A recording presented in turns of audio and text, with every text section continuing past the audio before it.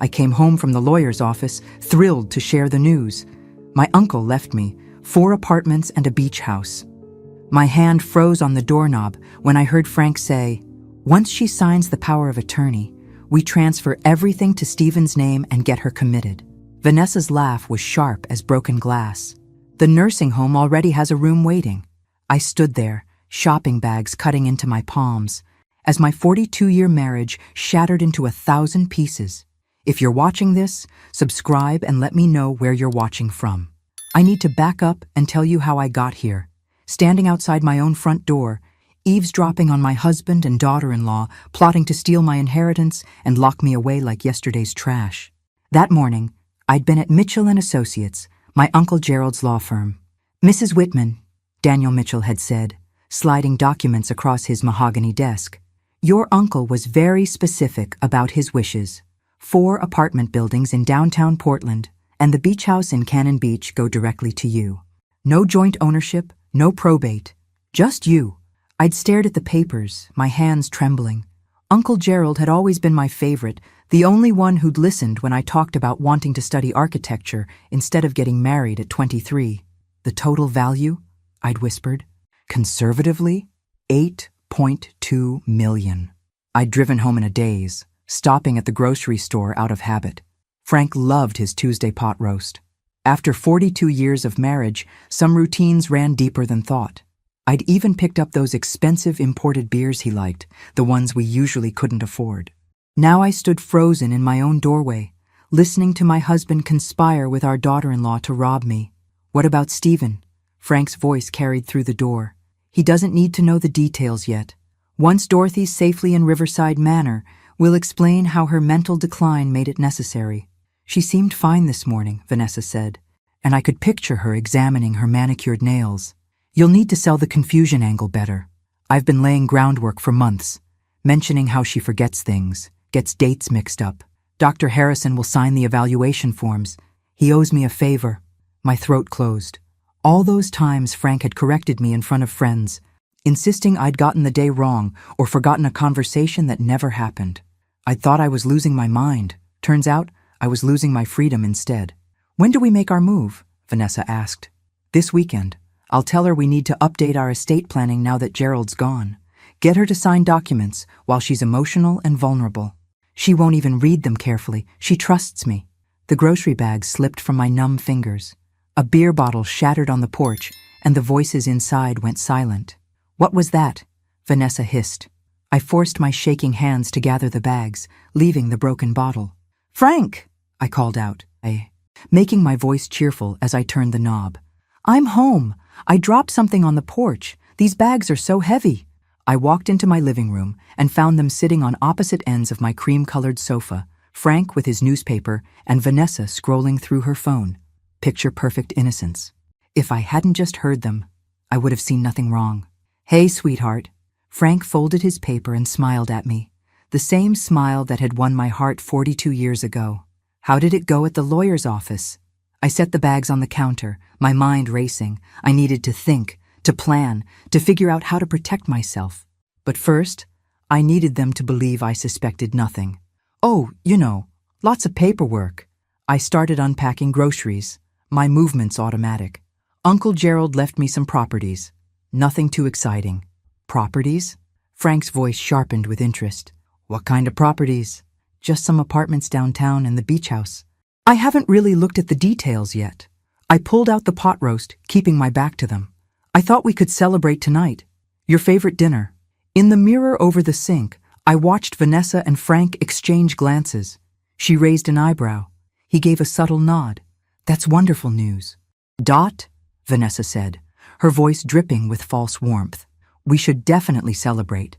Maybe this weekend we could all sit down and go through the paperwork together.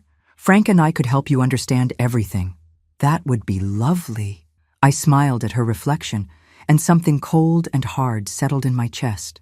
What would I do without family? What would I do, indeed? I spent Tuesday night lying next to Frank, listening to him snore, wondering how long he'd been planning this. 42 years of marriage, and I didn't know the man beside me at all. Wednesday morning, I made his coffee exactly the way he liked it. 2 sugars and a splash of cream. "Morning, sweetheart," he said, kissing my cheek like he had 1,000 mornings before. His betrayal tasted like ashes in my mouth, but I smiled. "Morning. I'm meeting Patty for lunch today." The lie came easily. I needed time to think, somewhere away from Frank's watchful eyes. "Sounds nice. Don't forget we have that appointment Saturday with the estate planner." My blood ran cold. "What appointment?" "I mentioned it last week, honey. Remember? Gerald's passing means we should update our own documents." His voice was patient, like he was talking to a confused child. "You said it was a good idea." Gaslighting me already. I wondered how many other conversations he'd invented, how many times he'd made me doubt my own memory. "Right. Of course. Saturday." After he left for his part-time consulting job, I sat at the kitchen table with my coffee and made a list. Not on paper where someone might find it. In my head, the way Uncle Gerald had taught me when I was 10 and we'd play detective games. 1. Find out exactly what Frank has access to. 2. Understand my legal rights. 3. Discover what else they've been hiding. 4. Protect myself without tipping them off. I started with our bedroom, feeling like a criminal in my own home. Frank's sock drawer yielded his passport, some cash, and a USB drive I'd never seen before. My hands shook as I plugged it into my laptop. Files filled the screen. Bank statements in Stephen's name showing transfers I never authorized. Property deeds with forged signatures. My signature, dozens of times, on documents I'd never seen. He'd been practicing, getting the loops and curves just right. The scope of his deception made me dizzy. This wasn't a spontaneous plan born from greed over Gerald's properties. This was years in the making. I photographed everything with my phone, uploaded it to a cloud account Frank didn't know existed, and put the drive back exactly where I'd found it. Next, I searched Vanessa's purse. She'd left it in the guest room yesterday, and women always kept their secrets in their purses. Credit card statements showed charges to online gambling sites. Thousands of dollars. And that was just last month. A business card for a loan shark with a New Jersey phone number was tucked in the side pocket. So Vanessa had debts. Frank had a forged document collection. And my inheritance had appeared like an answer to their prayers, a golden ticket they planned to steal. But did Stephen know? My son, my baby boy who used to bring me dandelions and call them sunshine flowers? I called him at work. "Hey, Mom." His voice was warm, genuine. "What's up? Just wanted to hear your voice. Are you and the kids free for lunch tomorrow? Just us? Your dad mentioned you've been working such long hours. Always time for you. Meet you at Angelo's at noon?" The relief that washed through me was physical. Stephen didn't know. Whatever poison Vanessa had been brewing, she'd kept it from my son. That afternoon, I drove to a different law office across town, one Frank wouldn't know about. The attorney, Linda Morrison, was around my age with sharp eyes and a firm handshake. "Tell me everything," she said. And I did. When I finished, Linda was quiet for a long moment. "Mrs. Whitman, what your husband has done constitutes fraud, forgery, and conspiracy to commit elder abuse. You could have him arrested." "Not yet." I surprised myself with how steady my voice was. "I need to understand the full picture first. Can we protect my inheritance without alerting him?" Linda smiled. And it wasn't a kind smile. It was the smile of someone who dealt with men like Frank before and enjoyed watching them fall. "Oh, we can do much better than that." Thursday lunch with Stephen confirmed what I'd hoped. He knew nothing about Vanessa's gambling or Frank's plans. "Mom, you seem different," he said, studying my face across the table. "Not bad different, just sharper somehow. Your Uncle Gerald's death has made me think about things, about what matters." I reached across and squeezed his hand. "Stephen, if someone you loved was in trouble, you'd tell me, right?" His brow furrowed. "Of course. Is something wrong?" "Not yet," I smiled. "But promise me something. If your father or Vanessa ask you to sign anything related to my inheritance, call me first. Don't sign anything without reading it carefully." "Mom, that's a weird thing to ask." "Promise me." He promised, confused but sincere. My boy, my good boy, who deserved better than the viper he'd married. Friday evening, Frank suggested we have dinner at Stephen and Vanessa's house. Wouldn't it be nice for all of us to be together? Talk about the future? "Wonderful idea," I said, my smile as fake as his concern. I'll bring dessert. In the mirror, I practiced looking confused, forgetful, vulnerable, the kind of woman who'd sign away her rights without question, the kind of woman Frank thought I was. But here's what Frank didn't know about me. Uncle Gerald hadn't just left me properties. He'd left me his lessons too. All those detective games, all those discussions about thinking 3 moves ahead. Frank thought he was playing chess. He thought I was a pawn. He was about to learn I'd been studying the board my whole life. Saturday morning, I woke up before dawn and lay there plotting. Frank snored beside me, peaceful as a baby, and I wondered what it said about a person that they could sleep so soundly while planning to destroy someone's life. The estate planning appointment was scheduled for 2 p.m. I had 6 hours. At 7, I slipped out of bed and drove to a copy shop 30 minutes away, where nobody knew me. I printed everything from my secret cloud account. The forged signatures, the bank transfers, Vanessa's gambling debts, all of it. 2 complete sets, one for Linda Morrison, one for me, hidden somewhere Frank would never think to look. Where does a 67-year-old woman hide evidence? In plain sight, that's where. I bought a binder and labeled it Recipes from Aunt Martha in my neatest handwriting. Frank hadn't cooked a meal in 40 years. He'd never open it. By 9 a.m., I was home making pancakes when Frank came downstairs. Morning, beautiful. Big day ahead. I'm looking forward to it. Liar, liar, pants on fire. Want to know something funny? I found some old photos yesterday while cleaning. Remember our honeymoon in Seattle? His face softened. The Space Needle. You were so scared going up in that elevator. You held my hand the whole time. I slid pancakes onto his plate. Where did that man go, Frank? For just a second, something flickered in his eyes. Guilt? Regret? Then it was gone, replaced by his comfortable mask. I'm right here. Dot, I've always been right here. I almost believed him. That's how good he was. At 2 p.m. we sat in Mark Henderson's office, an estate planning attorney Frank had chosen. Mark was young, ambitious, with a handshake that lasted 2 seconds too long. So wonderful to meet you, Mrs. Whitman.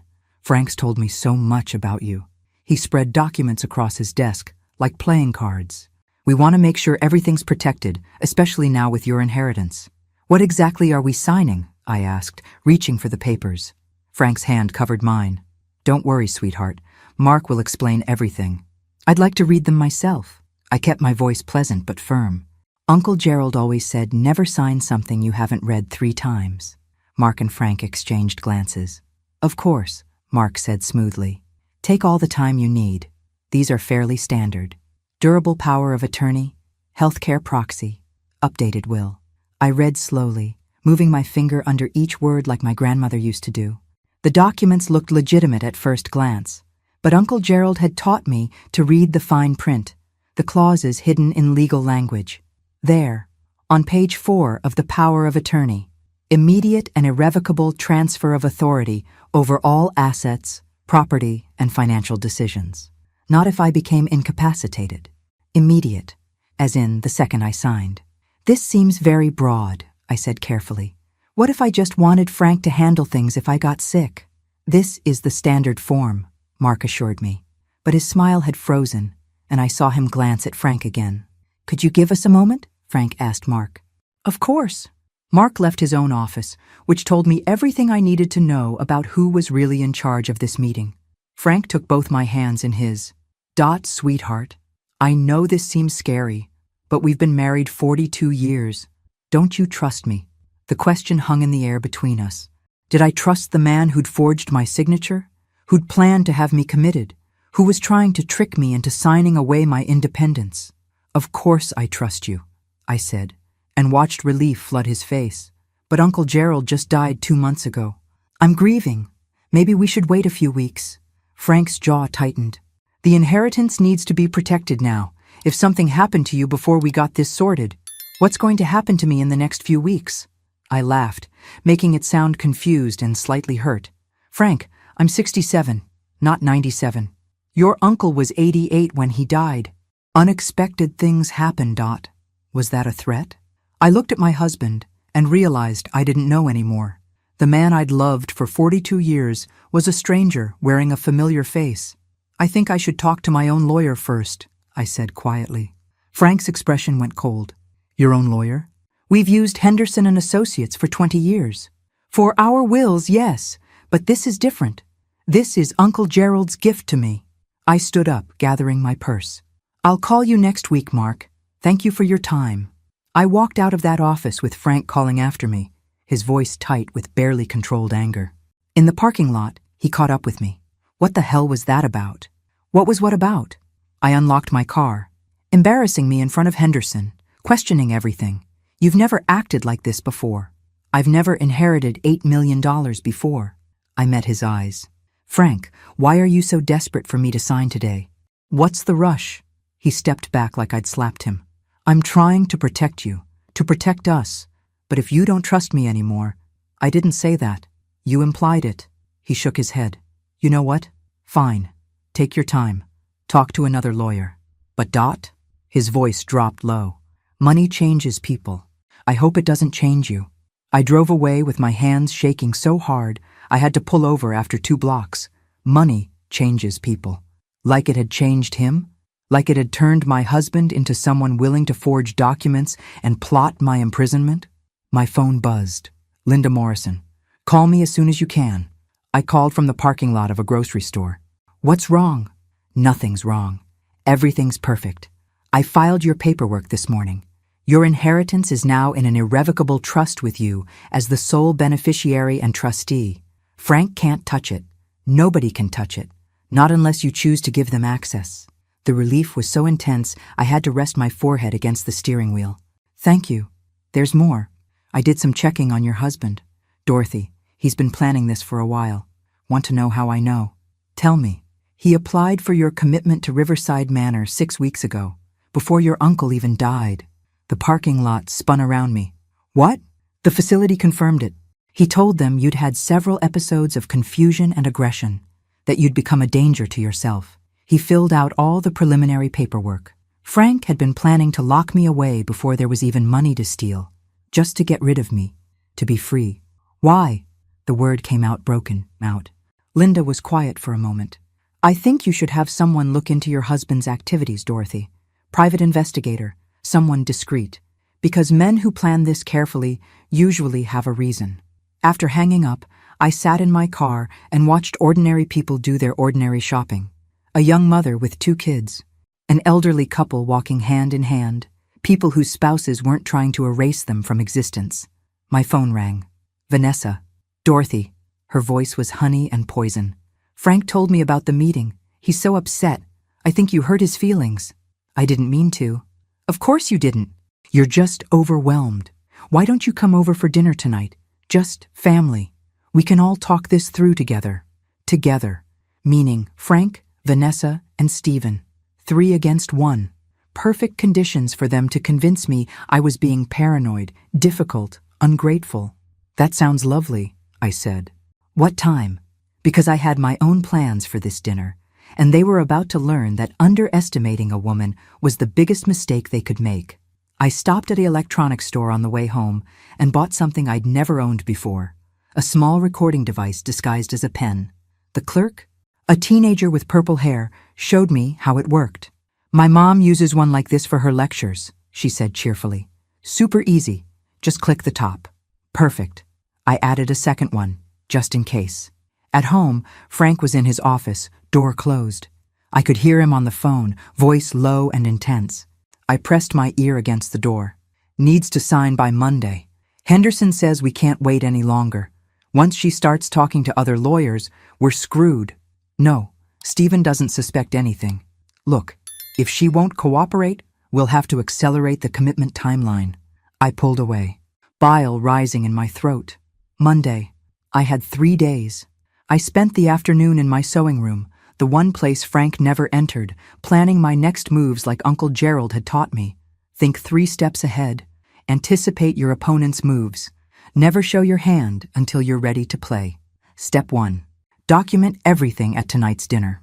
Step 2. Find out what Frank's hiding. Linda was right. There was more to this story. Step 3. Protect Stephen and the grandkids. Whatever explosion was coming, they shouldn't be caught in the fallout. At 5:30, I dressed carefully for dinner. Not too nice. Not too casual. The same blue cardigan Stephen had given me for Christmas.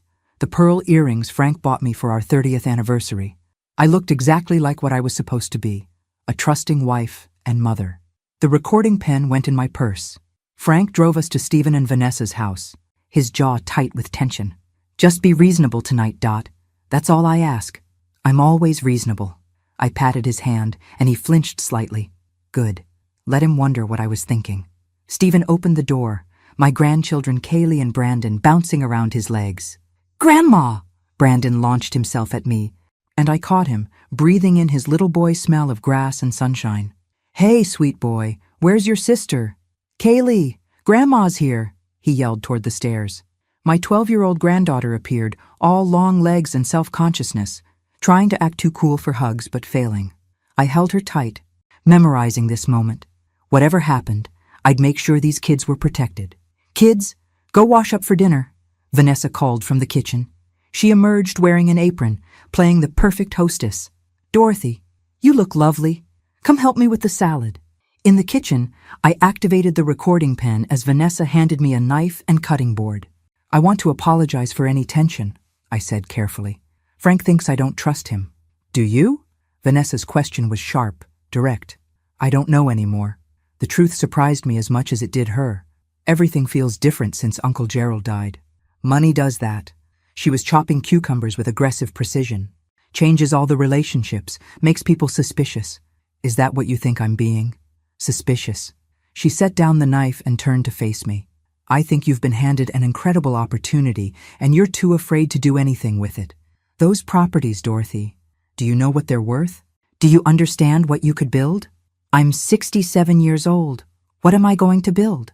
A legacy, security for your grandchildren, a future that doesn't depend on Social Security and Frank's pension. Her eyes gleamed with something hungry. But you need help. You need someone who understands investments, property management, financial planning. Someone like you? Someone like family. She smiled. Frank told me you're worried about the power of attorney. I get it. It seems scary. But think about it this way. If something happened to you tomorrow, who would protect your interests? Who would make sure those properties didn't get absorbed by the state or tied up in probate for years? Why would something happen to me tomorrow? Accidents happen. Dorothy, look at your uncle, 88 years old, healthy as a horse, then one day he just doesn't wake up.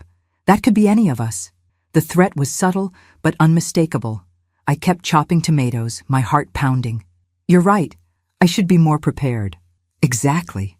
Vanessa squeezed my shoulder, her grip just a little too tight. Family takes care of family. That's what Frank's been trying to tell you. At dinner, Frank made a toast. To family. To Dorothy's incredible inheritance. And to making sure we're all protected and prepared for the future. Here, here. Vanessa raised her glass. Stephen looked uncomfortable. Dad, maybe we shouldn't pressure Mom right now. Uncle Gerald just died. She's grieving. I'm not pressuring her. Frank's smile was tight. I'm being practical. Right, Dot? Right. I sipped my wine, watching them all watch me. Kaylee and Brandon were arguing about soccer practice, oblivious to the adult undercurrents. Stephen kept glancing between his wife and his father, sensing something wrong but unable to name it. After dessert, Vanessa suggested the kids go upstairs to do homework. Once they were gone, Frank pulled out papers from his briefcase. I took the liberty of having Henderson draft simpler documents. Nothing scary, just basics. Dad, Stephen started. Stephen, this is between your mother and me. Frank's voice had steel in it. Actually, I said quietly, it involves all of us. These properties will eventually be Stephen's inheritance. Shouldn't he be part of this conversation? Frank's face went red. Don't twist this, Dorothy. Don't make me the villain for trying to protect what's ours. It's not ours, though. Is it, Frank? I set down my fork with perfect calm. Uncle Gerald left those properties to me. Specifically to me. Not to us. Not to the family. To me. The silence was deafening. Of course to you, Vanessa jumped in, her voice soothing. But you're married. In a marriage, everything's shared. Not in Oregon. Oregon is an equitable distribution state, not a community property state.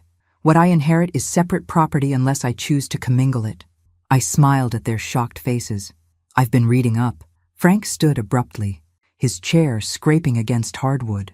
"Since when do you read legal statutes? Since when do you question everything I say?" "Since I found your USB drive." The words came out before I could stop them. Every face turned white. "What USB drive?" Stephen asked slowly. "Nothing," Frank said quickly. "Your mother's confused." "I'm not confused. I'm very clear."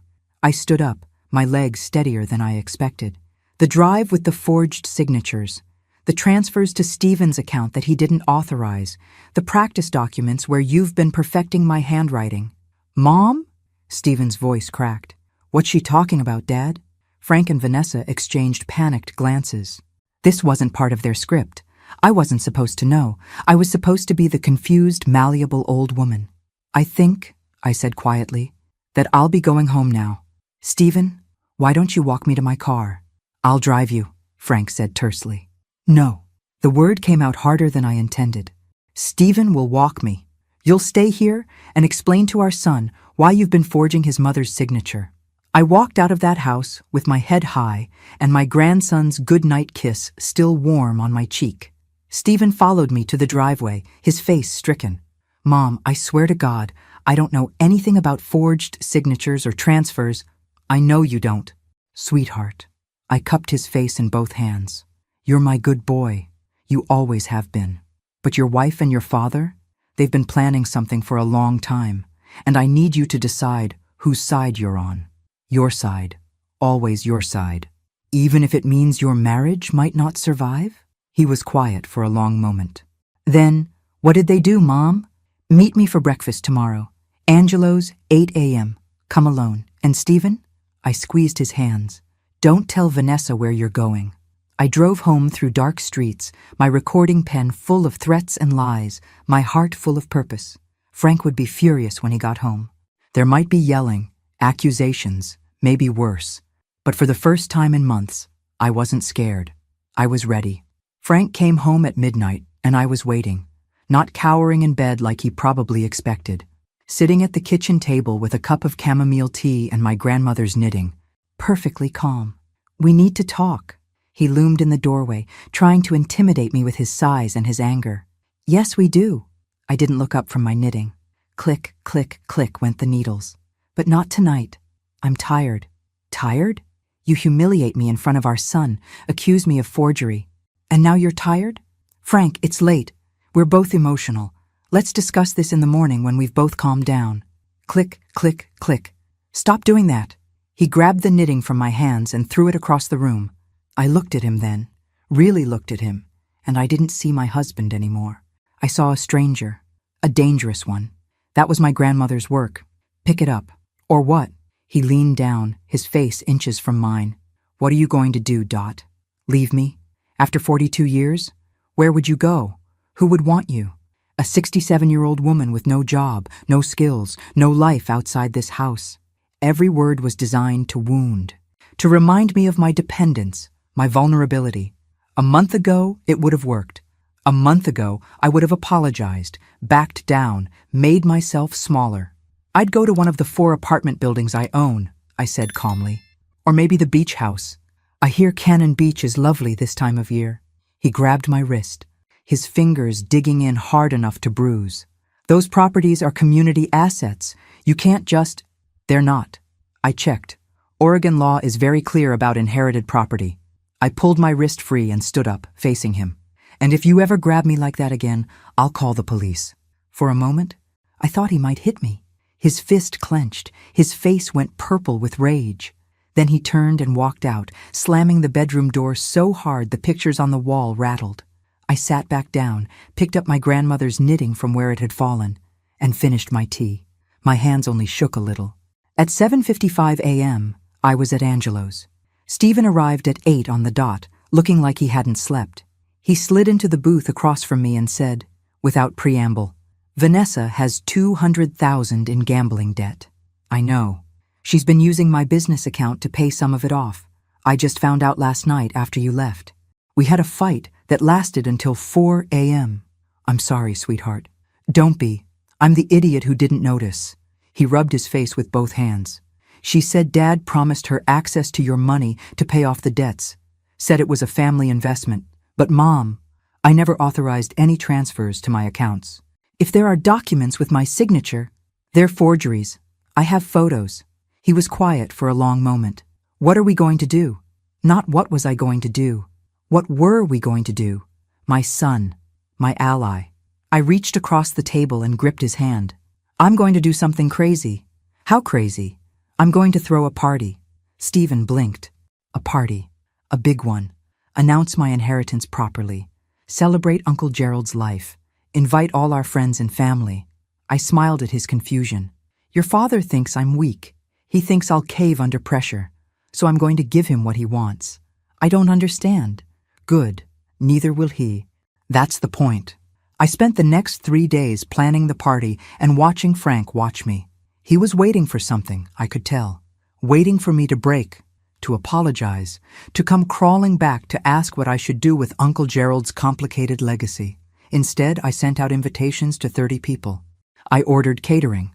I bought a new dress, royal blue with a V-neck that made me look powerful instead of old. I hired a bartender and a server. Frank couldn't figure out what game I was playing. Why are you doing this? He asked Wednesday evening, watching me address envelopes at the dining room table.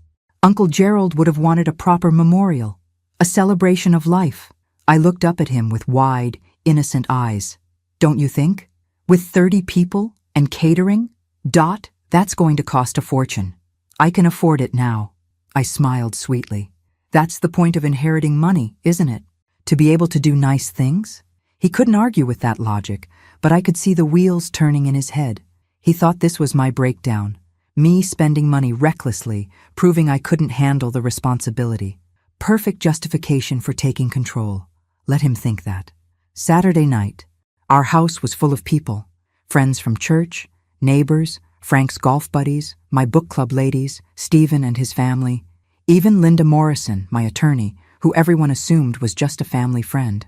Frank worked the room like a politician, telling everyone about my inheritance, playing the proud husband.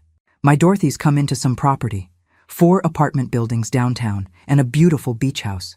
I keep telling her we should start planning vacations. 4 buildings? Martha from book club whistled. Dorothy, you're a real estate mogul. Just lucky. I raised my glass. Uncle Gerald was generous. Vanessa was charm personified, helping serve appetizers, making conversation. Only Stephen saw through her performance. He kept close to me all evening, a silent protector. At 9 p.m., I clinked my glass for attention. Thank you all for coming. I wanted to share some exciting news. I could feel Frank's anticipation, his assumption that I was about to announce I was signing the properties over to family management. Vanessa actually licked her lips. I'm going on a trip, I announced, for 2 whole weeks. I'm going to visit all of Uncle Gerald's properties, meet the tenants, understand what he built, really get to know my inheritance. The room erupted in congratulations and questions. Where would I stay? Was I taking anyone with me? 2 weeks alone. Wasn't I scared? I'll be fine. I've booked hotels, rented a car, made appointments with the property managers. It's all arranged. I smiled at Frank's frozen expression. I leave Monday morning. After everyone left, Frank cornered me in the kitchen. You can't be serious. 2 weeks alone? Ooh. You haven't traveled by yourself in 40 years. Then it's time I started. I loaded glasses into the dishwasher, not looking at him. Dorothy, I forbid it. I stopped loading and turned to face him. You forbid it? I'm not your child, Frank. I'm your wife, and I'm going. What about us? What about working on our relationship? You've been distant all week because you tried to steal my inheritance. The words hung in the air between us, sharp and undeniable. Because you forged documents. Because you planned to have me committed. Did you really think I wouldn't find out? His face went through several expressions. Shock, denial, anger, finally settling on something like resignation. Everything I did was to protect us, to protect you from making mistakes. Mistakes like keeping my own property, maintaining my independence. You're not independent. You haven't worked in 35 years. You don't understand money, investments, legal matters. You need guidance. From someone who's been practicing forging my signature, I finished loading the dishwasher and closed it with a decisive click. I'm leaving Monday. When I get back, we'll talk about what happens next. But Frank, I looked him straight in the eye. The days of you making decisions for me are over. I walked upstairs, locked the bedroom door, and packed my suitcase. Behind me, I could hear Frank pacing in the hallway, muttering to himself. Sunday morning, I went to church alone, sat in our usual pew, and prayed for the first time in months. Not for forgiveness, not for guidance. I prayed for strength to do what needed to be done. Linda Morrison texted me during the service. Investigator has news. Urgent. Call me. I called from the church parking lot. What did you find?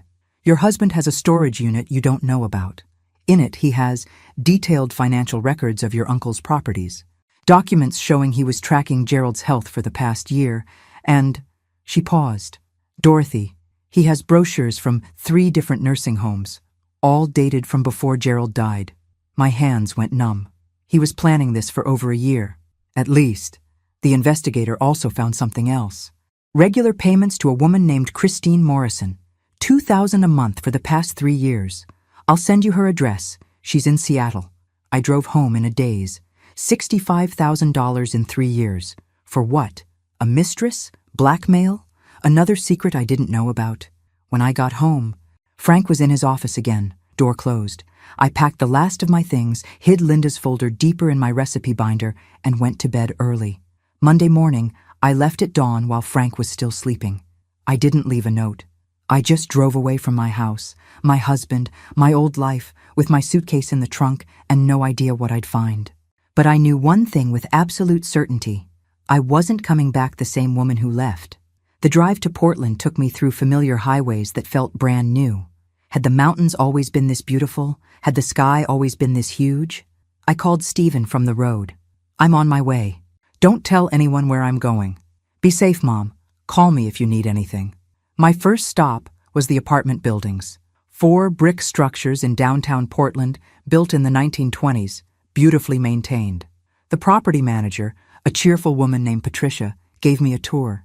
Your uncle was a wonderful landlord, she said, showing me tenant files. He kept rents reasonable, maintained everything promptly. People lived here for decades.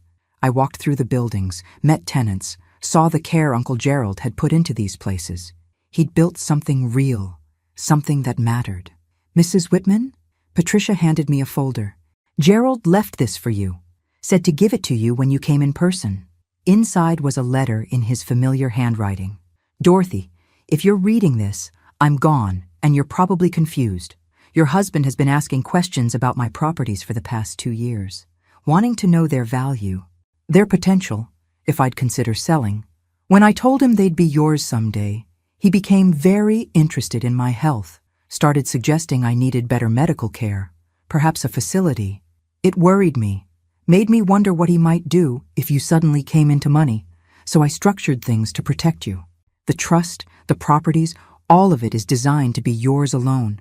Don't let anyone take it from you. You're stronger than you know, much stronger than Frank ever gave you credit for. Live your life, kiddo, the one you should have had. Love, Uncle G. I cried in Patricia's office for 20 minutes. She brought me tissue and coffee and didn't ask questions. That night, in a hotel room overlooking the city, I called the investigator directly. Tell me about Christine Morrison. I can do better than tell you. I can show you. He sent photos to my phone. They showed Frank, with a woman who looked nothing like me. Younger, blonde, laughing. Photos of them at restaurants, holding hands, entering her apartment together. The timestamps went back 5 years. 5 years of lies. 5 years of him coming home to me and pretending. 5 years of I love you and good morning kisses, and lying beside me at night after spending the afternoon with her. I should have been devastated. Instead, I felt nothing. Just cold, clear rage. I called Linda Morrison. I want a divorce. I'll have papers drawn up, but Dorothy, there's more you should know about Christine. What more could there be? She's not his mistress. She's his business partner. They've been buying properties together, using forged documents to secure loans against your assets. The $2,000 a month? That's his share of the profits from their flips. He's been using your credit, your signature, your financial reputation to build a real estate empire you didn't know about. The room spun. How much? 7 properties. $3 million in loans. All of it technically in your name because he forged documents making you a co-signer. If any of it goes bad, you're liable. Not devastated anymore. Furious. I'd spent 42 years being faithful, being supportive, being the good wife while Frank built a whole secret life. Can we prosecute? Oh yes, fraud, forgery, identity theft. He could go to prison. Do it. I spent the rest of the week touring my other properties, making plans. The beach house was perfect, exactly as I remembered from visits as a child. Weathered wood, huge windows, the ocean close enough to hear. I could live here. Start over. Be myself instead of Frank's wife. Thursday afternoon, Stephen called. Mom, Dad's freaking out. He drove to Portland looking for you. The hotel said you checked out yesterday. I'm at the beach house. I'm fine. He's saying you've lost your mind, that you're having some kind of breakdown. Vanessa's backing him up, telling everyone you need help. Of course she is. Stephen, I need you to do something for me. Can you access your father's office, his computer? Why? Trust me. An hour later, Stephen called back. Mom, there are files here, business plans, property records, and they're all in your name, but I've never seen any of this before. Photograph everything. Upload it to the cloud, then lock his office and don't say anything. What is all this? Evidence. I looked out at the ocean, watching waves crash against the shore. Your father's been living a double life, Stephen, and it's about to catch up with him. Friday morning. A registered letter arrived at the beach house. Linda's firm had found me. Inside were divorce papers, fraud charges, and a restraining order against Frank. Also inside, photos the investigator had taken just that morning. Frank and Christine, at a bank, trying to secure another loan, using more forged documents. He didn't even stop when I left. He escalated. I called Linda. Serve him today, publicly. I want everyone to see. Are you sure? This will be ugly. Good. I'm done protecting his reputation. I stayed at the beach house all weekend, walking on the sand, thinking about Uncle Gerald's letter, the life I should have had. I'd given up architecture school to marry Frank, given up my dreams to support his career, given up myself piece by piece until I forgot who I was. Not anymore. Monday morning, I drove back to Portland. Not home, to Stephen's house. He answered the door looking exhausted. Dad's been calling nonstop. The papers were served Saturday at his golf club, in front of everyone. Good. Mom, he's telling people you're sick. Vanessa's supporting him. They're trying to build a case that you're incompetent. I smiled. Let them try. I have recordings of them planning to steal my inheritance. I have evidence of his fraud. I have 5 years of proof that he's been lying to me. Let them try to prove I'm incompetent. Stephen laughed, surprised. You're scary when you're angry. I'm not angry, sweetheart. I'm done being afraid. That week, I stayed with Stephen. Vanessa moved out, back to her parents' house.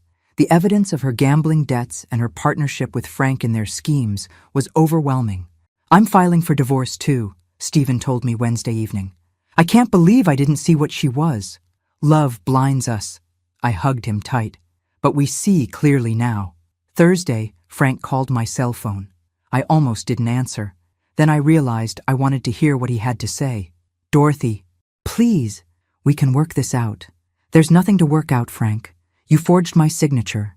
You stole my identity. You planned to have me committed. You had a partner in real estate fraud. For 5 years, you lied to me every single day. Christine means nothing. The business was just a way to secure our future. Your future. Not ours.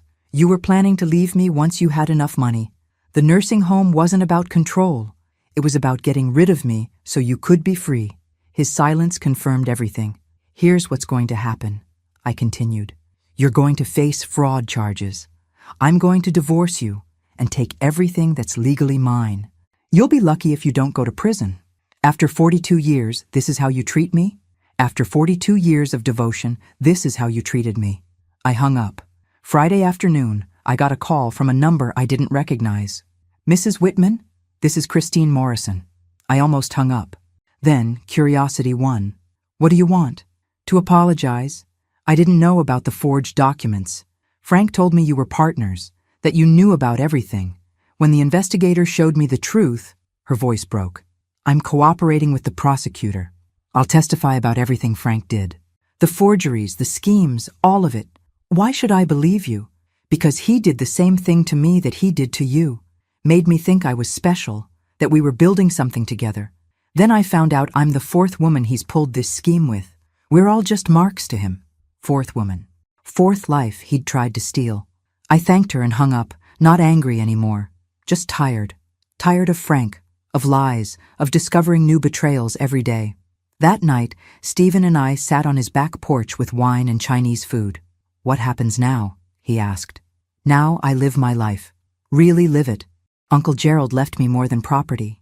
He left me a second chance. I'm proud of you, Mom." I looked at my son, my good son, who'd stood by me when everything fell apart. "I'm proud of us both. We survived. That's enough." But I knew it wasn't just survival. It was the beginning of something new. Something better. And Frank? Frank would learn what happens when you underestimate a woman who's finally learned her worth. The DNA results arrived on a Tuesday morning while I was replacing a broken garbage disposal in Building 3. Bradley called, his voice hollow. "She's mine. Emma's mine." I sat down on the tenant's kitchen floor, wrench still in hand. "Thank God. Lucas isn't." The words came out strangled.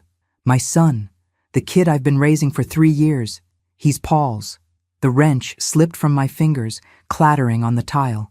Paul had a son with Vanessa. My husband had created a child with my daughter-in-law while I'd been babysitting them both, completely oblivious. "Bradley, I'm so sorry. Vanessa's lawyer called this morning. She wants full custody of Lucas. Says I have no legal right since I'm not the biological father." He was crying now, harsh sobs that broke my heart. "Mom, I love that little boy. He calls me Daddy. How do I explain to a 3-year-old that I'm not really his father?" "You are his father. Biology doesn't change 3 years of love. Tell that to the family court system." After we hung up, I sat in that stranger's kitchen and thought about the cascading destruction Paul had caused. Not just stealing, not just fraud, but destroying his own son's family, creating a child he'd never intended to claim, using everyone around him as props in his desperate scramble to save himself. That afternoon, I called my property manager friend, the one Sarah Chen had introduced me to. "Linda, I need advice on something that's not about buildings." "Shoot. If someone wanted to hurt me financially, really hurt me, what's my biggest vulnerability right now?" Linda was quiet for a moment. "Your tenants. If someone convinced them you were unstable or unreliable, you could face mass exodus. New property owners always face skepticism. Add in rumors of mental incompetence, and you'd have a disaster." My blood ran cold. That's what I was afraid of. "Why? Is someone targeting you?" "My ex-husband is desperate and angry, and he knows exactly where to strike." The first sign came 2 days later. Mrs. Chen in Building 1 called, apologetic but firm. "Mrs. Harper, I'm sorry, but we've decided not to renew our lease next month. My husband found us a place closer to his work." Mrs. Chen had been a tenant for 8 years. She told me just last month how much she loved the building. Then Mr. Rodriguez from Building 2. "My daughter thinks we should move. She's worried about the new management." By Friday, I'd received 5 non-renewal notices. All long-term tenants, all suddenly finding reasons to leave. I drove to Building 1 and knocked on Mrs. Chen's door. She opened it cautiously, and I saw fear in her eyes. "Mrs. Chen, please be honest with me. Did someone contact you about me?" She glanced behind her nervously. "A man came by, said he was your husband, that you were having problems, memory issues, that the buildings might not be properly maintained anymore. Did he offer you money to leave?" "First month's rent free at a new place. He said he was trying to protect us from a bad situation." I thanked her and went to each building, knocking on doors. The story was the same. Paul had visited every tenant who'd given notice, spinning tales of my incompetence, offering incentives to leave, trying to tank my rental income and force me to sell at a loss. That evening, I called a tenant meeting at Building 1's community room. 18 people showed up, curiosity overriding caution. I stood at the front, hands shaking, but voice steady.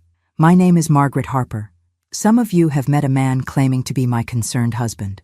I want you to know the truth." I told them everything. The inheritance, the fraud, the separation, the affair. I showed them Dr. Chen's evaluation proving my competence. I explained that Paul was trying to destroy me financially because I'd refused to be his victim. "I understand if you want to leave," I finished. "I'm new to this.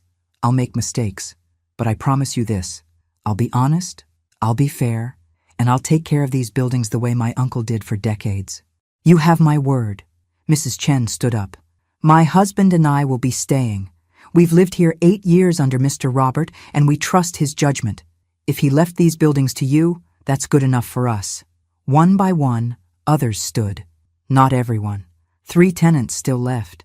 But 15 stayed, and 2 told me they'd spread the word that I was legitimate.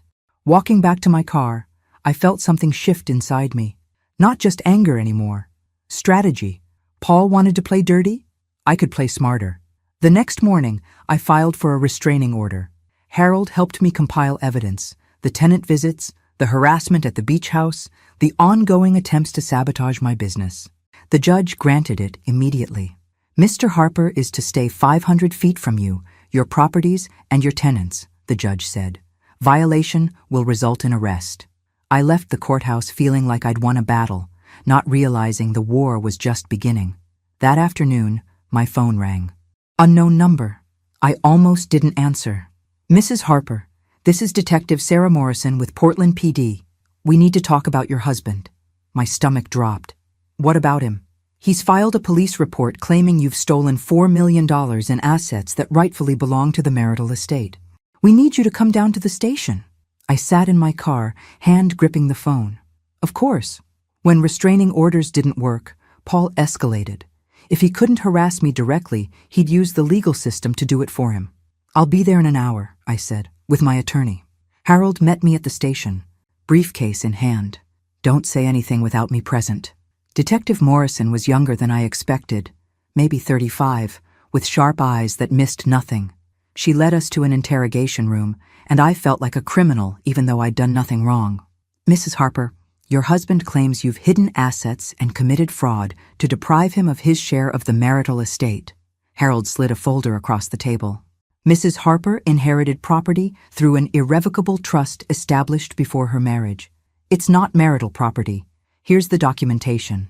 Detective Morrison reviewed the papers, her expression neutral. And the fraud allegations? Mr. Harper is the one who committed fraud, Harold said calmly. We have documented evidence of forged power of attorney, conspiracy to commit elder financial abuse, and ongoing harassment. Would you like to see it? The detective's eyebrows rose. I think I would. 2 hours later, I walked out of the police station with Detective Morrison's card and a promise that she'd be looking into Mr. Harper's claims more thoroughly. In the parking lot, Harold put a hand on my shoulder.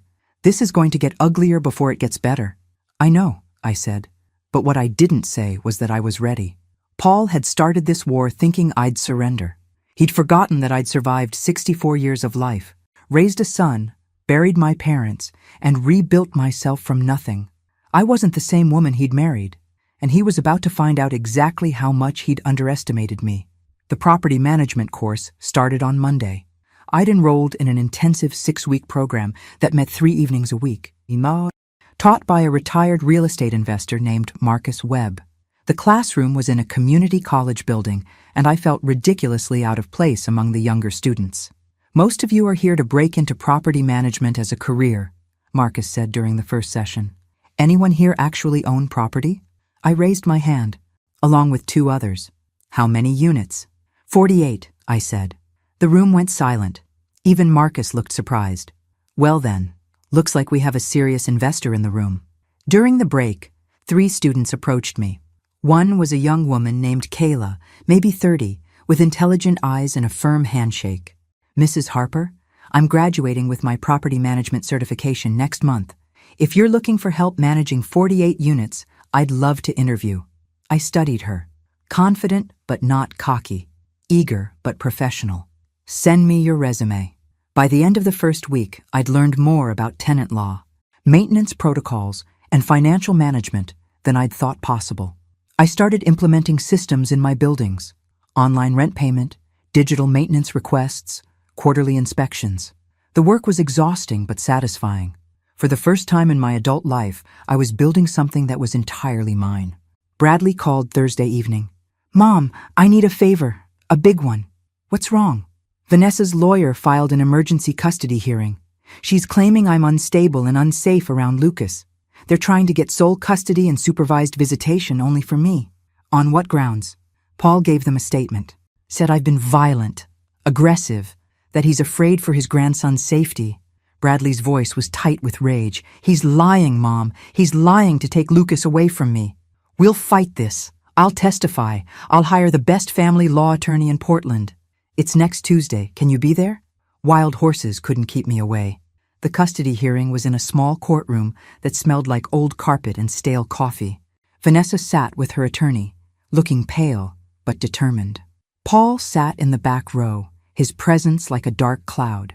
The judge was a stern woman in her 60s named Judge Patricia Walsh. She reviewed the paperwork with a frown. Mr. Harper, you're asking for sole custody of a 3-year-old boy, claiming the father who has raised him since birth is suddenly dangerous. These are serious allegations. Vanessa's attorney stood. Your Honor, we have testimony from the child's biological grandfather expressing concern about Mr. Bradley Harper's recent behavior. Erratic decisions, financial instability, anger management issues. Call your witness, Judge Walsh said. Paul took the stand, and I watched my ex-husband lie under oath. He described Bradley as increasingly unstable, claimed he'd witnessed violent outbursts, suggested that the stress of learning about Lucas's paternity had triggered something dangerous. It was all fiction, carefully crafted fiction designed to destroy our son. When it was Bradley's turn, his attorney called me to the stand. Mrs. Harper, you're Bradley's mother. How would you describe his relationship with Lucas? Lucas is the center of Bradley's world. He coaches his t-ball team, reads to him every night, takes him to the park every Saturday morning. The biological test results were devastating for Bradley, but they didn't change his love for that little boy. And Mr. Paul Harper's testimony about Bradley's instability? I looked directly at Paul. Paul Harper is a liar. He's been lying for years. He had an affair with his daughter-in-law, fathered a child with her, and is now weaponizing that child to punish our son for supporting me. Every word he said on this stand is designed to hurt Bradley, not protect Lucas. Vanessa's attorney objected, but Judge Walsh held up her hand. I want to hear this. Continue, Mrs. Harper. I told the judge everything. The fraud, the affair, the restraining order, the police report. I watched Paul's face turn red, watched Vanessa sink lower in her chair. Your Honor, I finished. Paul Harper is using this child as a weapon. He doesn't care about Lucas's well-being. He cares about punishing me and Bradley for refusing to be his victims. Judge Walsh was silent for a long moment. Mr. Harper, please approach the bench. Paul stood, confident swagger in place. The judge's next words wiped it away. Mr. Harper, I've been a family court judge for 23 years. I've seen many things, but using a child as ammunition in an adult vendetta is perhaps the most despicable. I'm ordering an immediate investigation into allegations of fraud and perjury. Bailiff, please escort Mr. Harper out of my courtroom. The bailiff moved toward Paul, and the swagger disappeared. Your Honor, I have a right to— You have the right to remain silent, Judge Walsh interrupted. I suggest you exercise it. As they removed Paul from the courtroom, Judge Walsh turned to Vanessa. Ms. Thompson, sole custody is denied. Joint custody will remain in place pending investigation of these allegations. If I find that you knowingly used fraudulent testimony to deprive Mr. Bradley Harper of his parental rights, you will face consequences. Do you understand? Vanessa nodded, tears streaming down her face. Outside the courthouse, Bradley pulled me into a fierce hug. Thank you, Mom. Thank you. That's what mothers do, I said. We protect our children, even from their fathers. But as we walked to our cars, I couldn't shake the feeling that Paul wasn't done. Cornered animals were the most dangerous, and I'd just backed him into a very tight corner. That night, back at the beach house, I poured myself a glass of wine and stood on the porch watching the waves. My phone rang. Detective Morrison. Mrs. Harper, I thought you should know. We've opened a formal investigation into Paul Harper. Based on the evidence you provided and the incident in family court today, we're looking at charges of fraud, perjury, and conspiracy. Will he go to prison? If we can prove everything? Possibly. These are serious charges. After she hung up, I should have felt victorious. Instead, I felt exhausted. This wasn't what I'd wanted. I'd wanted a quiet retirement, maybe some travel, time with my grandchildren. Instead, I'd gotten war, but I'd also gotten something else. The knowledge that I was strong enough to fight, that I didn't need Paul or anyone else to protect me, that at 64, I was just beginning to understand who Margaret Harper really was, and she was formidable. The police investigation moved faster than I expected. Detective Morrison called me in twice more, each time asking detailed questions about the forged documents, the tenant harassment, and Paul's behavior at the beach house. "We're building a strong case," she told me after the second interview.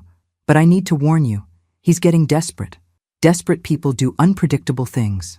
I increased security at all 4 buildings, installed cameras, changed locks, hired a night patrol service. At the beach house, I added motion sensor lights and a security system that connected directly to local police. Kayla started working for me 3 days a week, handling tenant communications and maintenance scheduling. She was efficient, professional, and asked smart questions. Having help lifted an enormous weight.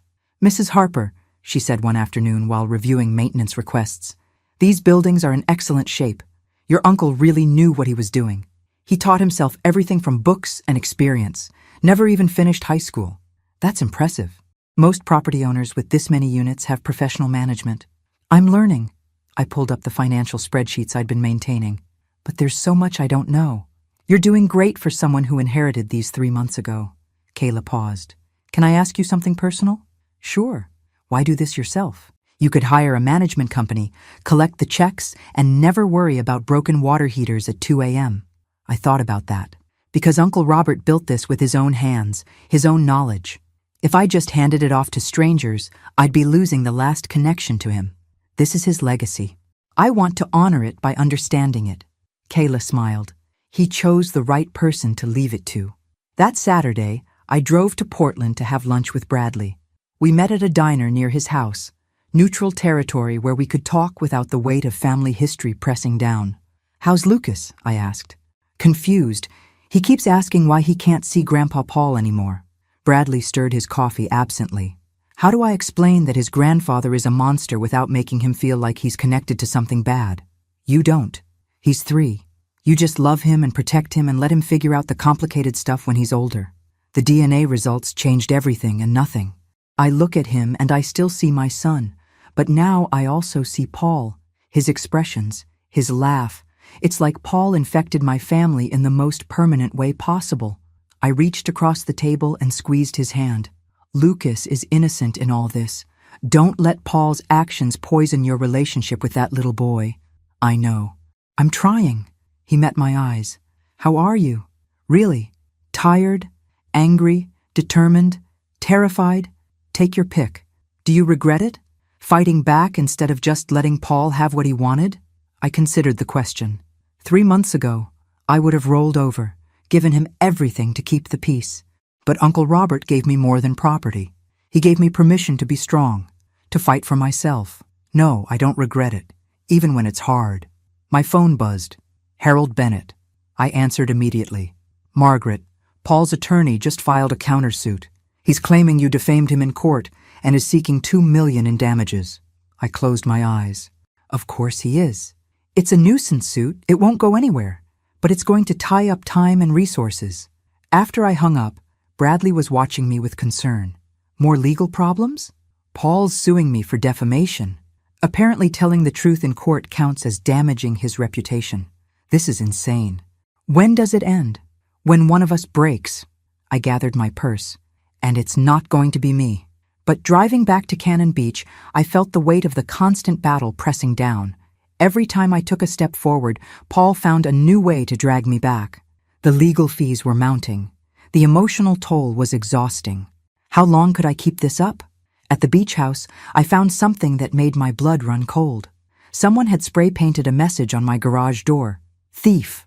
I called the police immediately. They came, took photos, dusted for fingerprints. The investigating officer was sympathetic but not optimistic. With the restraining order, if it was your ex-husband, he violated it. But we'd need proof. Do your cameras cover this angle? They didn't. I'd focused on the doors and windows, not the garage. That night, I couldn't sleep. Every sound made me jump. The house that had felt like sanctuary now felt violated. Unsafe. At 2 a.m., my phone rang. Unknown number. I almost didn't answer. "Margaret." Paul's voice was slurred, drunk. You think you've won. You think you destroyed me. But I still have cards to play. This call violates the restraining order. Sue me. Add it to the list." He laughed bitterly. "You know what's funny? I actually loved you once. Really loved you. But you were never enough. Never exciting enough. Never ambitious enough. Just safe. Boring. The words should have hurt. Instead, they clarified everything.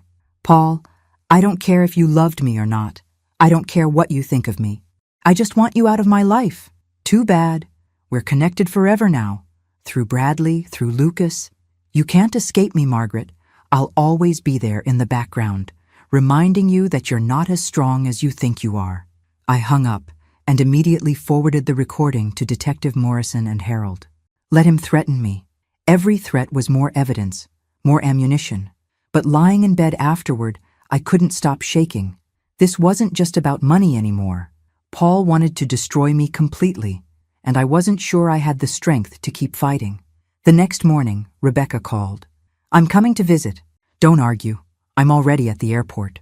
She arrived that afternoon, took one look at my face and pulled me into a hug. "You look like hell, Maggie." "I feel like hell." We walked on the beach and I told her everything. The vandalism, the lawsuit, the phone call. Rebecca listened without interrupting, her jaw getting tighter with each revelation.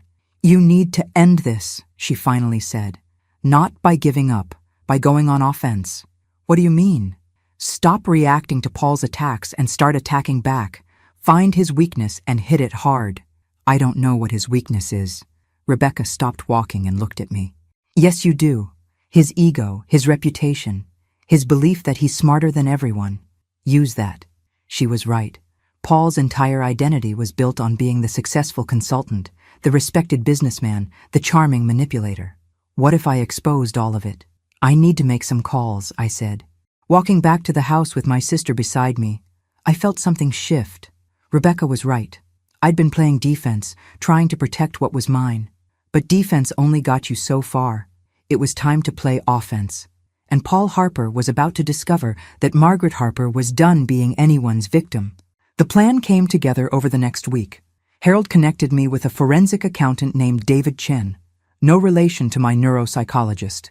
David specialized in uncovering financial fraud, and he agreed to audit Paul's business records.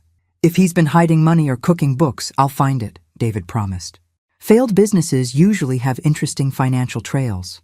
While David worked, I reached out to Paul's former clients, not to badmouth him, just to ask questions. How long had they worked with Paul? Why had they ended the relationship? Were there any concerns about his professional conduct? The responses were illuminating. 3 clients mentioned money that had gone missing. 2 described projects Paul had billed for but never completed. 1 suspected he'd been using their business accounts for personal expenses.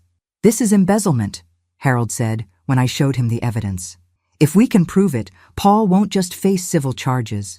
He'll face criminal prosecution. How long will it take?" "David needs another week to trace everything. But Margaret, once we file this, there's no going back. Paul could go to prison for years." I thought about Bradley, about Lucas, about the ripple effects of destroying Paul completely. Then I thought about the spray-painted garage, the midnight phone calls, the custody hearing where Paul had lied under oath to hurt his own son.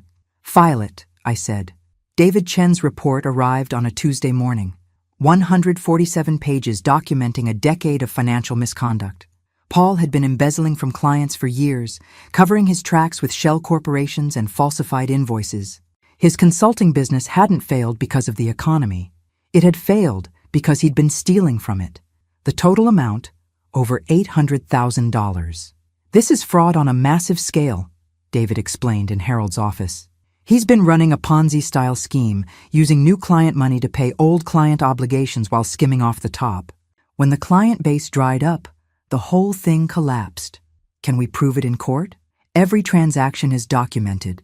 Bank records, invoices, email correspondence. This is airtight." Harold looked at me seriously. "Once we file this with the police and the State Bar Association, Paul's life as he knows it is over." "Are you absolutely certain?" I thought about Mrs. Chen and the other tenants Paul had tried to drive away, about Bradley fighting for custody of Lucas, about the forged power of attorney and the plan to have me committed, About 38 years of marriage built on lies I'd been too trusting to see. I'm certain. We filed the complaint that afternoon. By evening, Detective Morrison called. "Mrs. Harper, the district attorney wants to meet with you tomorrow. This is bigger than we initially thought."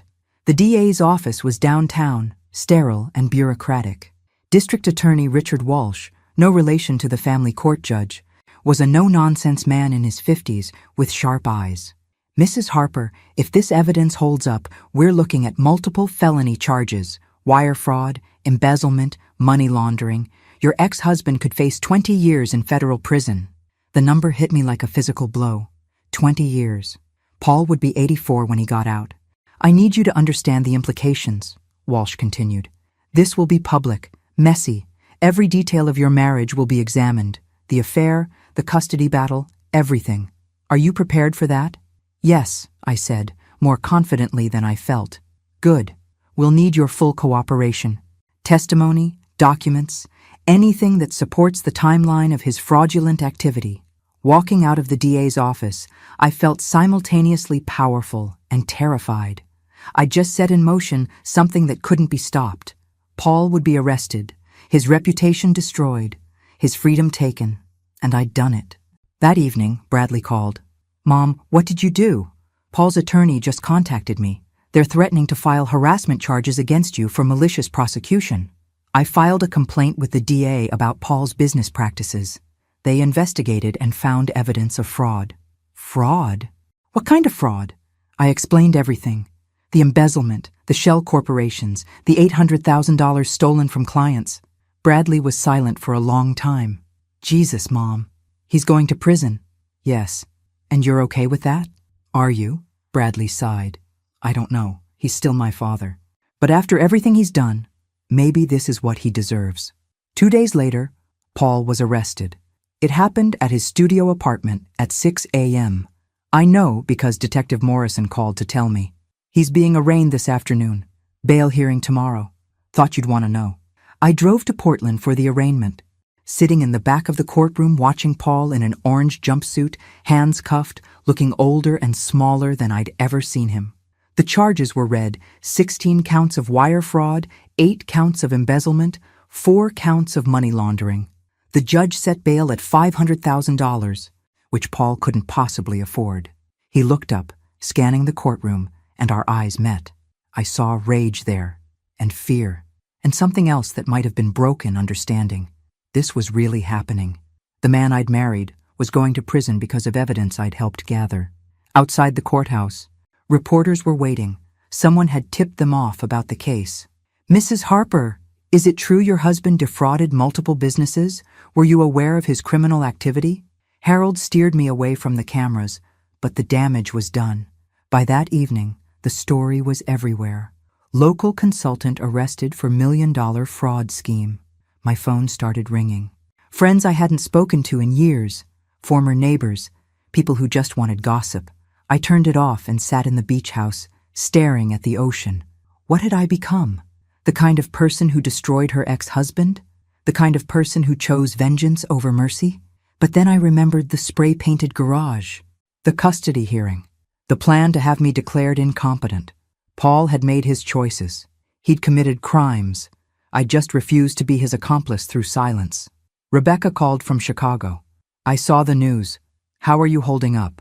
"I don't know. I feel like I should feel guilty, but mostly I just feel tired." "You did the right thing. He hurt people, Maggie. Real people who trusted him. You gave them justice." Maybe she was right. Or maybe we were both trying to justify something that couldn't be justified. That night, I dreamed about the day Paul and I got married. We were so young, so hopeful. I'd believed in forever then. Believed in the promises we made. When had it all gone wrong? Or had it always been wrong, and I'd just been too blind to see? I woke at dawn to the sound of my phone buzzing. "Harold. Margaret. Paul's attorney wants to make a deal. He'll plead guilty to reduced charges if you agree not to testify in the civil fraud cases. The DA is willing to recommend 10 years instead of 20. 10 years. Still a lifetime, but less than 20. What do you think I should do? That's not my decision. It's yours. But Margaret, whatever you choose, make sure you can live with it. Because once this is done, There's no going back. I stood on my porch, watching the sunrise paint the ocean in shades of gold and pink, and thought about mercy and justice and the fine line between them. And I finally understood what Uncle Robert had been trying to teach me, that sometimes being strong meant making impossible choices, that sometimes protecting yourself meant hurting the people who hurt you first, that sometimes forgiveness wasn't the answer. "Tell the DA I'll testify," I said. No deals. The trial lasted 3 weeks. Every day, I sat in that courtroom listening to evidence of Paul's crimes. Former clients testified about missing money. Bank records showed elaborate schemes. Email exchanges revealed a calculated, methodical pattern of theft spanning 12 years. Paul's defense attorney tried to paint him as a desperate man driven to extremes by financial stress. But the evidence was overwhelming. This wasn't desperation. This was systematic fraud. On the witness stand, I testified about Paul's behavior in our final months together. The secrecy, the lies, the plan to have me committed. The defense attorney tried to make me look vindictive. "Mrs. Harper, isn't it true you're only pursuing these charges because you're angry about your husband's affair?" "No," I said calmly. "I'm pursuing these charges because he stole $800,000 from people who trusted him. The affair is between him and his conscience." The jury deliberated for 6 hours. When they returned, Paul wouldn't look at me. "On the count of wire fraud, how do you find?" "Guilty." "On the count of embezzlement, how do you find?" "Guilty." 16 counts. 16 guilty verdicts. Paul's face went gray as reality sank in. Sentencing was scheduled for 2 weeks later. I didn't attend. I'd seen enough. Paul received 14 years in federal prison. With good behavior, he'd serve 10. He'd be 77 when he got out. The civil cases followed. 5 former clients sued Paul for restitution. I testified in 3 of them. 3. All 5 won judgments totaling over $1 million, money Paul would never be able to pay. When it was finally over, I drove to the beach house and didn't leave for a week. I walked the beach, read books, cooked elaborate meals for one. I processed what I'd done and what had been done to me. Bradley visited on Saturday. We sat on the porch, drinking coffee, watching surfers catch early morning waves. "How do you feel?" he asked. "Now that it's really over?" "Empty," I admitted. "I thought I'd feel victorious or justified. Instead, I just feel hollow. He's my father and he's gone. But honestly, Mom, I'm relieved. Every day he was free was another day he could hurt someone. You, me, Lucas. You didn't destroy him. He destroyed himself. You just refused to go down with him." Emma and Lucas came running up from the beach, soaking wet and laughing. Lucas threw his arms around Bradley's neck. "Daddy, look what I found!" A perfect sand dollar, whole and white. "That's amazing, buddy." Bradley held him close, and I saw Lucas wasn't Paul's weapon anymore. He was just a little boy who loved his father. "Can we come back next weekend?" Emma asked me. "I love the beach house." "Anytime you want." "Sweetheart." Watching them play in the surf, I realized this was Uncle Robert's real gift. Not the property or the money, the chance to rebuild, to create something honest. A month later, I hired Kayla full-time. She was brilliant at property management, better than I'd ever be. Together, we renovated 2 vacant units and raised the rent on others to market rate. The buildings were thriving. I started taking photography classes at the community college. Something just for me. Something that had nothing to do with property or revenge or rebuilding, just art. Rebecca came to visit for a week. We walked the beach, cooked together, talked about everything and nothing. One evening, she said, "You're different now, stronger, but also softer somehow." "I don't feel stronger." "That's because you're strong enough now that you don't have to prove it anymore." 6 months after the trial, I got a letter from Paul. Prison mail, heavily censored. He'd written pages, but most had been redacted. What remained was brief. "Margaret, I don't expect forgiveness. I don't deserve it, but I need you to know I'm sorry. Not sorry I got caught. Sorry I became the kind of man who could hurt you. You deserved better. You always did. I hope you find peace." I read the letter 3 times, then put it in a drawer. Maybe someday I'd have a response, but not today. Today, I just let it be another piece of the past. The day I turned 65, I threw myself a party at the beach house. Bradley and the kids came. Rebecca flew in from Chicago. Kayla brought her husband. Linda and Marcus from the property management course showed up with champagne. We ate, drank, laughed on the porch as the sun set over the Pacific. Emma played piano. When had Uncle Robert gotten a piano? And Lucas sang off-key. It was chaotic and perfect. "Happy birthday, Mom," Bradley said, pulling me aside. "This year has been insane." That's an understatement. But look at you. You're happy. Really happy. "I can't remember the last time I saw you like this." He was right. Standing on my porch, surrounded by people I loved, owning property I'd earned, living a life I'd chosen, I was happy. Uncle Robert had known what I'd needed even before I did. Not a rescue, an opportunity. The chance to discover who Margaret Harper could be when she stopped being who everyone else needed her to be. That night, after everyone left, I stood alone on the beach. The waves crashed against the shore, eternal and indifferent. Tomorrow I'd get up and manage properties, maybe take photos, call Rebecca, have lunch with Bradley. But tonight, I just stood in the darkness and felt grateful for the inheritance that changed everything, for the betrayal that forced me to be strong, for the fight that taught me I could win. Paul was in prison. Vanessa was in California. The buildings were profitable. Bradley was healing, and I was free. Not free from consequences or complications, but free to choose, free to build, free to be exactly who I wanted to be. I thought about the woman who'd stood on this porch 6 months ago, broken and betrayed, wondering if she had the strength to fight. She'd found her answer. And Margaret Harper was just getting started. Thanks for listening. Don't forget to subscribe and feel free to share your story in the comments. Your voice matters.